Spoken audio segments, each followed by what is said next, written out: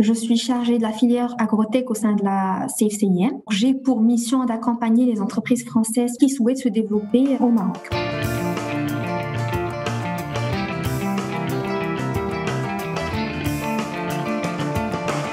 L'agriculture au Maroc s'étend sur 8,7 millions d'hectares. Les principales cultures sont les céréales, les agrumes, les olives, les arbres fruitiers, les légumineuses et bien entendu les cultures maraîchères à leur tête, les pommes de terre et les tomates. Également, un autre secteur très important, c'est celui de l'élevage. La majeure partie des superficies au Maroc sont des petites superficies familiales. Il y a 50% des terres agricoles au Maroc qui sont des superficies de moins de 10 hectares. Il y a 15% des terres agricoles au Maroc qui sont des superficies de plus de 50 hectares, organisées, professionnelles, intensives. Et elles sont situées majoritairement dans la zone de la région d'Agadir, Souss-Massa. C'est une région au sud du Maroc et c'est là où sont situées les plus grandes exploitations. Il y a 1/5 des terres agricoles au Maroc qui sont irriguées.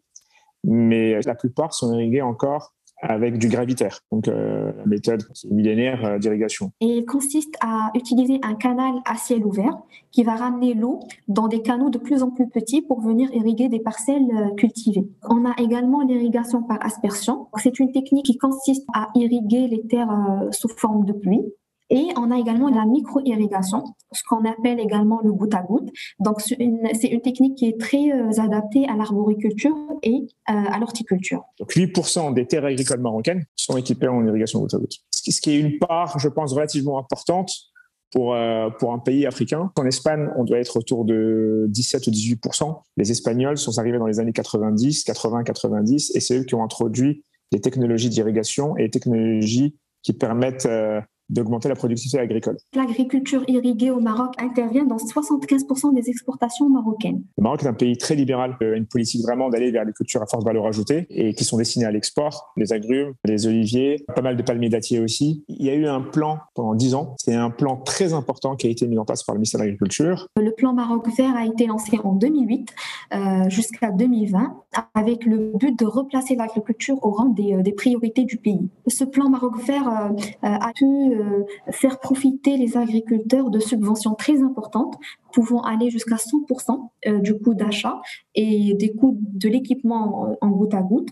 Donc, ce qui a encouragé fortement les agriculteurs à adopter cette technique. On a vu beaucoup de changements, comme notamment l'intensification des cultures. Ces dernières années, on a vu se développer ce qu'on appelle l'irrigation intelligente, qui consiste notamment en des commandes automatiques d'irrigation. Toutes ces réalisations ont permis d'augmenter le produit intérieur brut agricole de 2,5% entre 2008 et 2018. Sur la partie prépondérante des petites superficies, l'agritech n'est pas développée. Pour les très grandes superficies, un peu, mais il reste encore beaucoup de choses à faire. Les drones, l'utilisation des drones n'est pas encore très utilisée au Maroc. En 2020, un nouveau plan de développement agricole a été lancé, qui a été baptisé Green Generation. Donc, cette nouvelle stratégie vient poursuivre le chemin entrepris par le plan Maroc vert et avec de nouveaux objectifs plus ambitieux, notamment de doubler la valeur ajoutée, d'accroître les exportations et de favoriser la création d'une nouvelle tranche de jeunes entrepreneurs avec la mobilisation et la valorisation de plus d'1 million d'hectares de terres collectives. Je ne sais pas si vous connaissez l'expression « récolter les fruits de son travail ». Là, c'est vraiment ça. Concrètement, c'est ça, c'est ce qu'on fait.